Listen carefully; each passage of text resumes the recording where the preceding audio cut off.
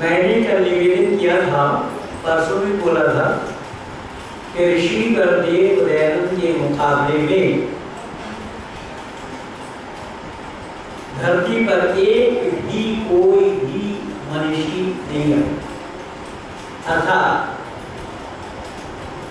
दयानंद की तुलना में एक भी महापुरुष खराब उतरने वाले नहीं।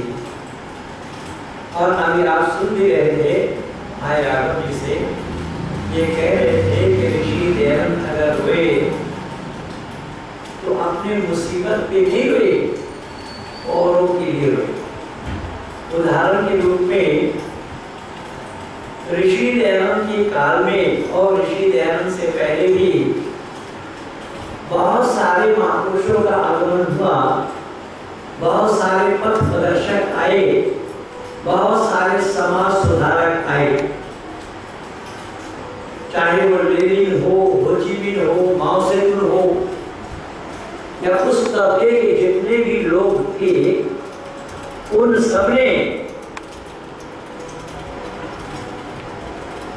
मानव मात्र के सामने उपदेश दिया कि हमें समानता चाहिए। जैसा अभी 28 तारीख को, इसी 28 को आपके इसी महाराष्ट्र के औरंगाबाद में मौलाना अग्निवेश जी ने अपने वक्तव्य में कहा, वो भी मुस्लिम कॉन्फ्रेंस में, उन्होंने पहले ओम बोला और फिर बिस्मिल्लाहिर्रहमानिर्रहीम बोला, और अपना वक्तव्य में उन्होंने कहा कि मैं अल्लाह के नाम से शुरू करता हूं जो रहम करने वाला मेहरबान है। मैं आज YouTube से उनका वीडियो लेकर के अपलोड किया हूं अपने साइट में और अपने पेज में भी लगाया। तो एक मुस्लिम कॉन्फ्रेंस में शामिल होकर उन्होंने कहा कि मानव समाज के अंदर से इन ऊंच नीच के भेद को मिटाओ। अब इन 2-3 बातों को लेकर के मैं आप लोगों के सामने उपस्थित हूँ और विशेष करके आज रिकॉर्डिंग हो रही है, इसलिए कि अच्छे ढंग से जनता जनार्दनों के बीच में मैं इसे पहुंचाऊं। मैंने निवेदन किया कि ओम में कौन सी कमी थी जो बिस्मिल्लाहिर्रहमानिर्रहीम शब्द कहकर, वाक्य कहकर मौलाना अग्निवेश ने इस ओम को सार्थक बनाया।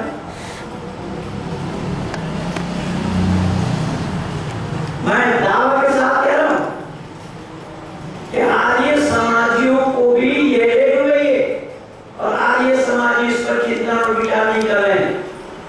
जिस ओम के लिए ऋषिवर देव दयानंद ने अपने आर्य समाज के दूसरा नियम में लिखे हैं और अपने सत्याप्रकाश के प्रथम समुल्लास और 7वां समुल्लास भी उन्होंने लिखा है कि ओम परमात्मा का मुख्य नाम है, निज नाम है।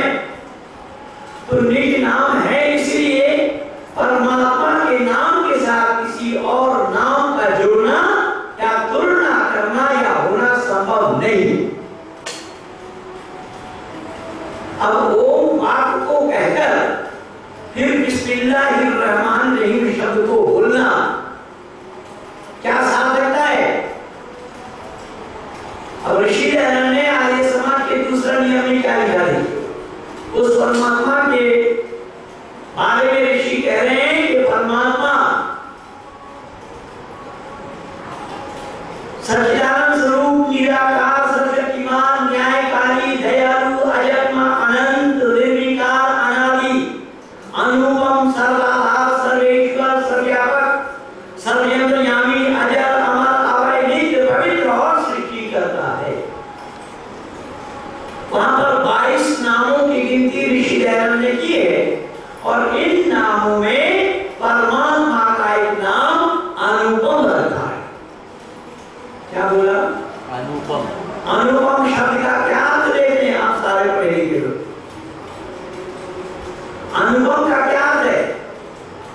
किसी और के साथ बहुत सुंदर। देखिए कपिल लोग कितना सटीक जवाब दे रहे। अनुपम के मानी जिसकी उपमा किसी और से ना हो, ना किया जावे, होना संभव नहीं। जब परमात्मा अनुपम है तो ऐसे ही परमात्मा का मुख्य नाम ओम है, उसमें बिस्मिल्लाहिर्रहमानिर्रहीम कहा जुड़ा। और ऋषि देव दयानंद ने अपने अमर ग्रंथ सत्यार्थ प्रकाश के 14 समुल्लास में इसी बिस्मिल्लाहिर्रहमानिर्रहीम शब्द को, वाक्य को गलत सिद्ध किया है।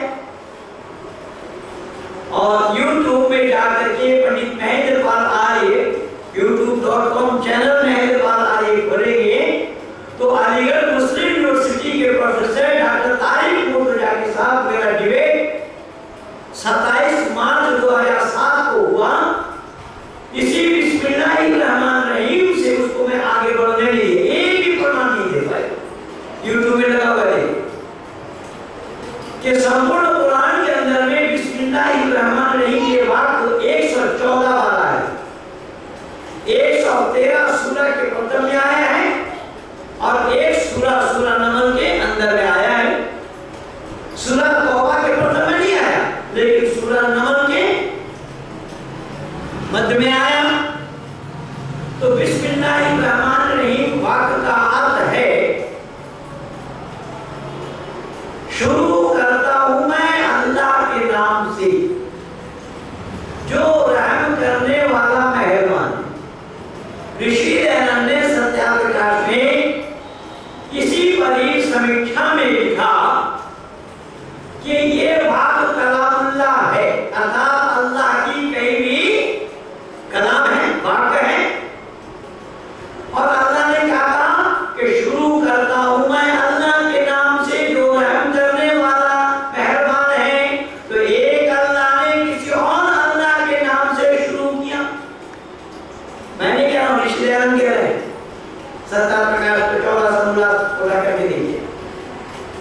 कपिल जी ठीक बोल रहा हूं मैं? विश्वास ना हो तो सत्यार्थ प्रकाश खोलिए और देखिए वहां पर। तो जब यहाँ ऋषि दयानंद ने सवाल उठाया कि एक अल्लाह ने दूसरे अल्लाह के नाम से शुरू किया, तो मौलाना अलीवेश क्या बताना चाह रहे हैं? उस ओम को उच्चारण करने के बाद बिस्मिल्लाहिर्रहमानिर्रहीम कहकर केवल इतना ही, उसमें कहा कि अल्लाह रहम करने वाला मेहरबान है। अब अल्लाह रहम करने वाला मेहरबान है, लेकिन कुरान साक्षी है, कुरान को अल्लाह की कलाम है। और अल्लाह ने पशुओं को गहरे में छुरी चलाने का हुक्म दिया। तो जो अल्लाह पशुओं के गले में छुरी चलाने का हुक्म दे, क्या वो रहम वाला होगा? सूरह माइदा आयत नंबर 3 में आया। मैं सुना देता हूं कि वो कह रहे हैं, मैं सारा नहीं करके दिया प्रमाण। इन्ना हर्रम अलैकुमुल मैतत वद्दम वलहमल खिंजीर वमा उहिल्ल बिही लिगैरिल्लाहि वल मुनफ़िरात वल मौक़ूज़ात वल मुतरद्दियात वमा अकला सुबुह इल्ला मा ज़क्कैतुम वमा ज़ुबिहा अलल नुसूब। ये शब्द है कि कुर्बानी करते समय ऐसा पशु की कुर्बानी दी जाए जिसके सींग टूटे ना हो, जिसके कान कटे ना हो, जिसका टांग टूटा ना हो, जिसका दुम कटा ना हो। ये सब भी वर्णन दिया गया है। ऐसे पशु को कुर्बानी करो। अब जो पशु के गले में छुरी चलाने का हुक्म दे और ऐसे को रहम करने वाला कहना, ये मैं नहीं समझ पाया आगे में क्या बताना चाहते हैं। पहली बात। दूसरी बात ये है कि वो कह रहे हैं कि हमें समता चाहिए, समता आना चाहते हैं। मैंने उनको बहुत पहले रोका था 85 में।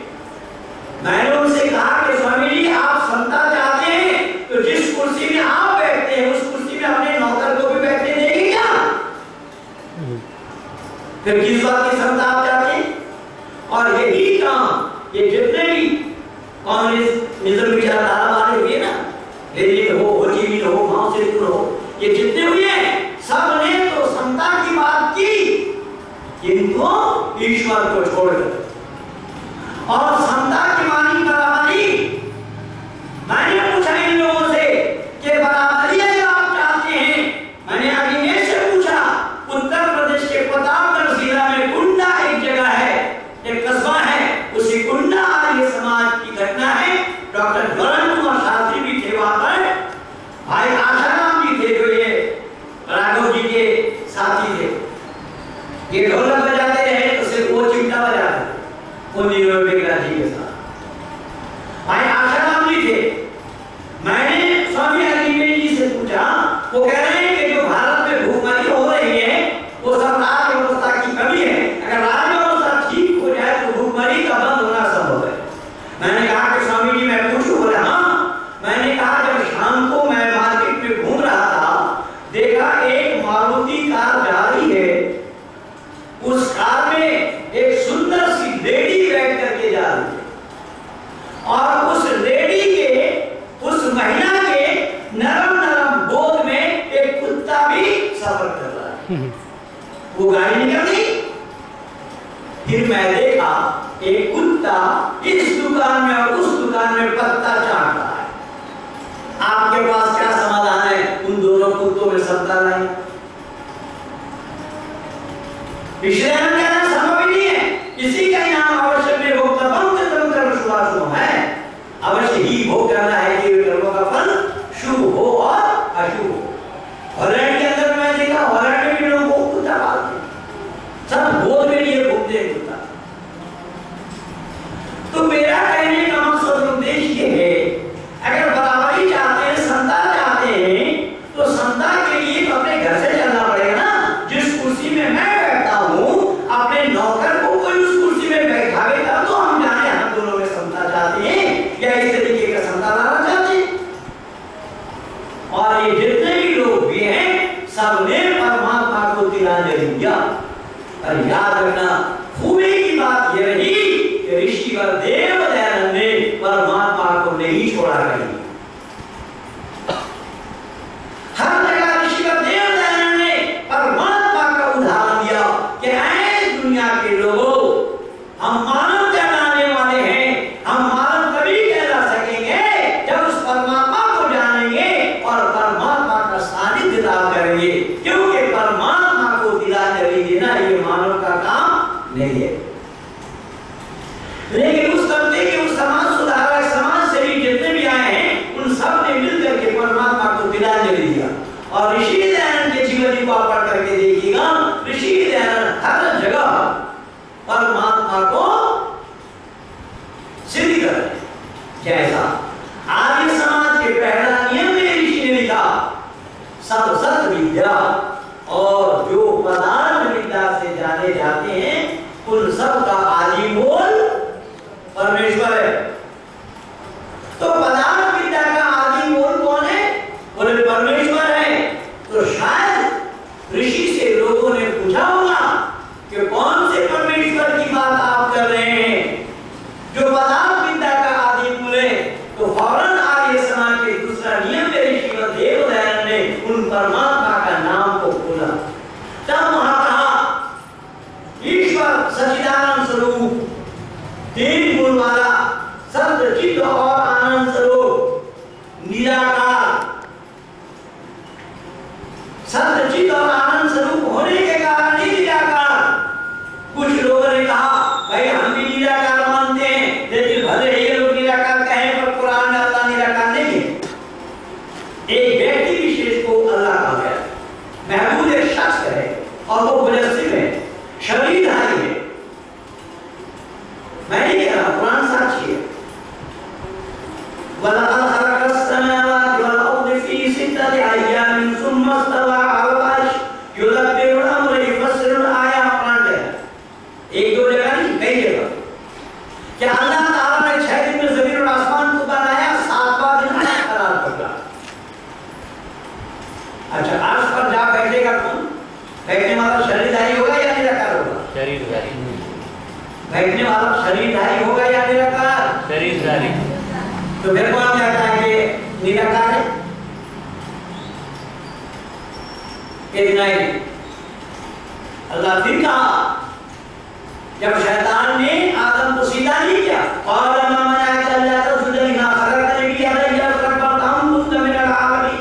तुझे क्यों कर इंकार हुआ, तुझे किसने मना किया इसको सीधा करने से, जिसको बनाया मैंने अपने दोनों हाथों से। हाथ किसका हुआ, शरीरधारी का होगा या मेरा का होगा?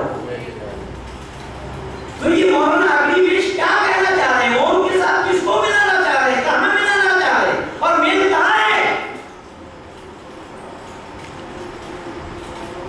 जब जाकिर नाइक इस तरीके से प्रचार किया था similarity between Hinduism and Islam, Zakir Naik को इन्हीं बातों में मैं इशारा रोका हूं।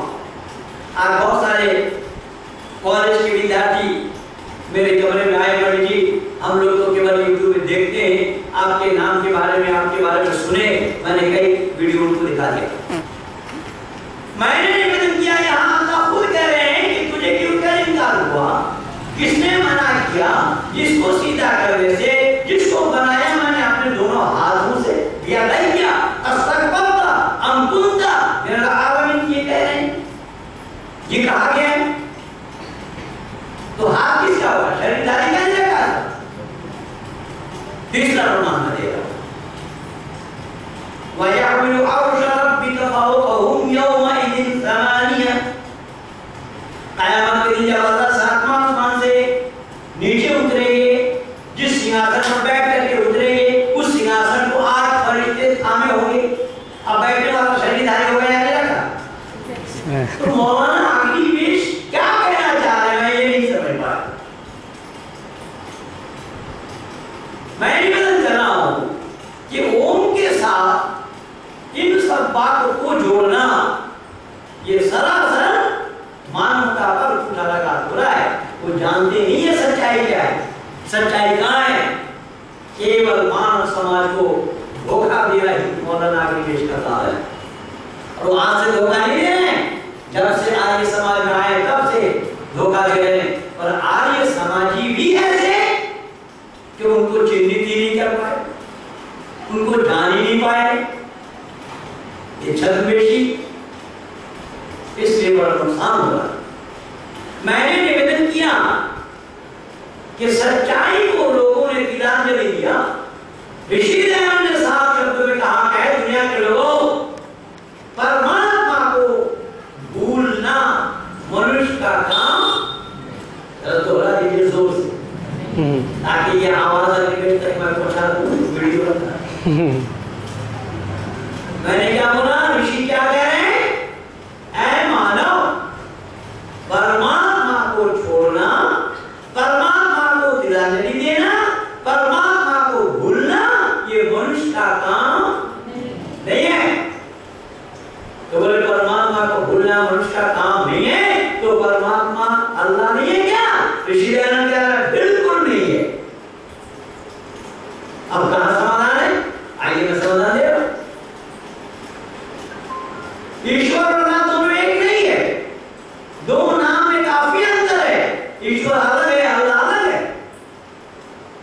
अल्लाह ने कहा कुरान में, इन्नल्लाह यर्ज़ुक़ु मन यशाअ बिग़ैरि हिसाब, अल्लाह ताला जिसको चाहते हैं बेहिसाब रोजी दे देते हैं। ऋषि दयानंद कह रहे हैं कि रोजी तो हिसाब से देना चाहिए था, अल्लाह हिसाब वाला नहीं है, इसलिए बेहिसाब दे रहे। बोल कैसा? ऋषि दयानंद कह रहे हैं कि जितना वो करेगा उतना देना चाहिए, अगर उससे ज्यादा दे दिया तो औरों के साथ अन्याय होगा। समझ आ रही बात? ये सारा मैं पुस्तक में ही धर रखा हूं, इसलिए तो इसका नाम ही रखा है ना, बेचारे ने जवाब देकर फंसाया इस्लाम को।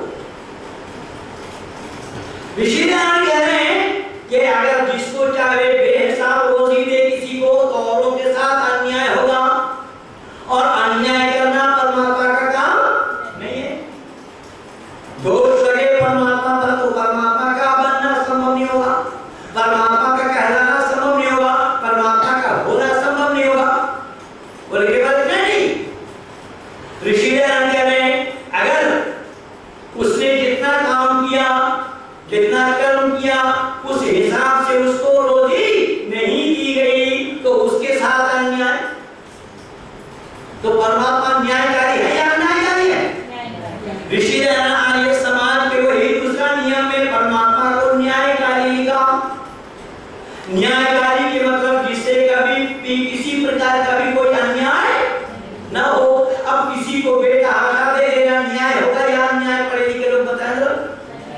केवल इतना ही कुरान कहता है वा तुइज़्ज़ु मन तशाअ वा तुज़िल्लु मन तशाअ बियदिकल खैर इन्नका अला कुल्ली शैइन कदीर। अल्लाह ताला जिसको चाहते हैं इज्जत देते हैं और जिसको चाहते हैं बेइज्जत करते हैं, क्योंकि वो सर्वशक्तिमान है, कादिर मुतलक है। ऋषि कह रहे हैं खामखा किसी को इज्जत देना और किसी की बेइज्जती करना ये परमात्मा का काम नहीं होगा। जो इज्जत वाला काम करेगा उसको इज्जत मिलना है, उसके कर्म ही उसको इज्जत दिलवाएगा। और किसी ने बेइज्जती वाली काम की तो उसकी बेइज्जती होनी है। समझ में आ रही ना? जैसा मैं कपिल जी के मोबाइल को इनके आंख छुपाकर उठा लूं और कपिल जी को ये पता लग जाए कि मेरे पास तो पंडित जी के सिवा और कोई थे नहीं,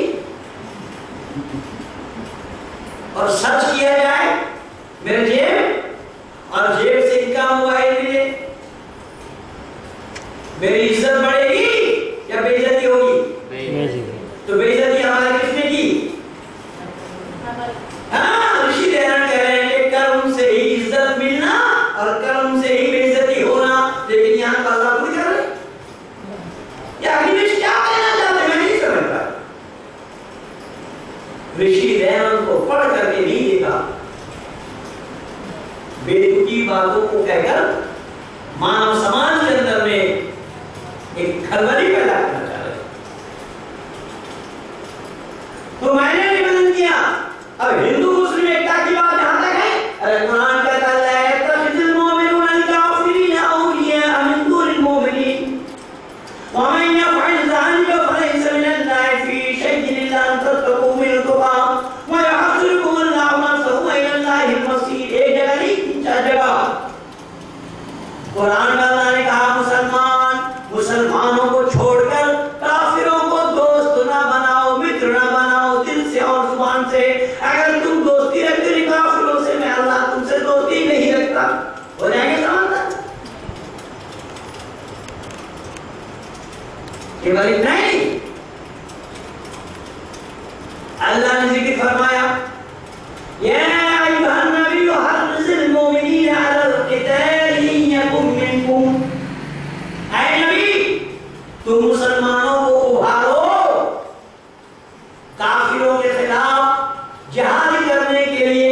तुम 20 मुसलमान हो, 200 काफिरों पर भारी पड़ोगे।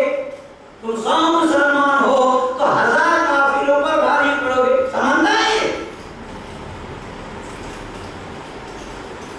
आतंकवादी यही कर रहे हैं। तो मैंने निवेदन किया कि आगे पेश कहना क्या चाहते मैं नहीं समझ पाया, और वो भी आर्य सन्यासी का क्या कर रहे हैं। जब आर्य समाज का आ तक नहीं जानते तो आर्य समाजी सन्यासी कैसे हो जाएंगे? तो ऋषि दयानंद का गला फोड़ा जा रहा है। अगर ऋषि दयानंद को ये बात ठीक लगती होती तो आपने अमर ग्रंथ सत्ता प्रकाश के 11, 12, 13, 14, 16 को नहीं लिखते। उन्होंने इन्हीं संबंध मतांतरों की पुस्तकों पर समीक्षा की है। सभी मतांतरों की पुस्तकों पर समीक्षा की है। क्या दुनिया के लोगों, आप इन किताब को मानते हो, आपकी किताब में ये बात लिखी हुई है, इसका समाधान दो। समाधान आज तक नहीं आ पाया। मैं तो कयामत तक समझ दे रहा हूं कि हो सके तो कयामत से पहले जवाब दे दें। जवाब देना संभव नहीं होगा, इसलिए मैं बोल रहा हूं ये जवाब देकर फंसा दिया और उल्टा। तो मैंने निवेदन किया ऋषि दयानंद के साथ किसी और का मुकाबला होना संभव नहीं है। क्यों? ऋषि दयानंद विलक्षण प्रतिभा संपन्न व्यक्तित्व वाले ऋषि थे, और ऋषि उनको कहा जाता है ऋषि वही मंत्र रखता। ऋषि वही होते जो मंत्रों के साक्षात्कार करते हैं, मंत्रों के दृष्टा होते हैं, उनको ऋषि कहा जाता है। लेकिन दुनिया वालों ने दयानंद को नहीं माना। दयानंद ने मूर्ति पूजा वेद में नहीं है ये बोला, वेद से प्रमाण दिया, ना से प्रतिमा से ईश्वर की कोई प्रतिमा नहीं, कोई प्रतिमा नहीं की कोई प्रतिमूर्ति नहीं। परमात्मा अचुक्रम अकायम है।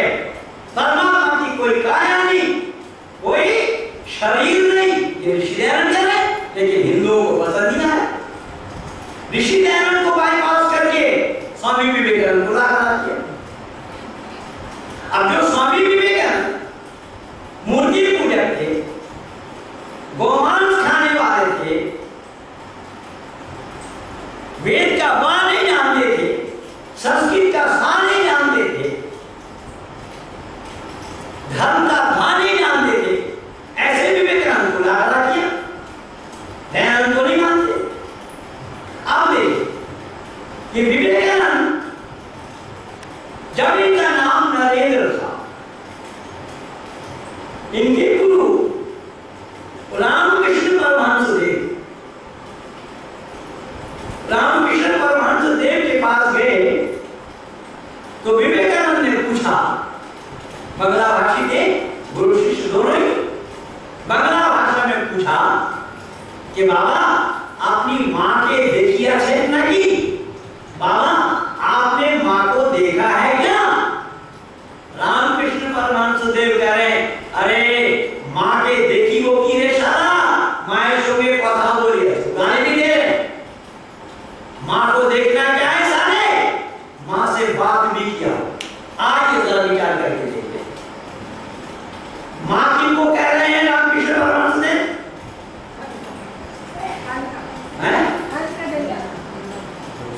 काली कलकत्ता वाली के नाम से मशहूर है वैसे, ठीक है। अच्छा, वेद के अनुसार परमात्मा के लिए कहा गया, त्वं हीना पिता वसो त्वं माता शतरत्र बभूविधा आदान्ते सुम्नमीमहे। वेद में परमात्मा को माता पिता बंधु और सखा कहा गया।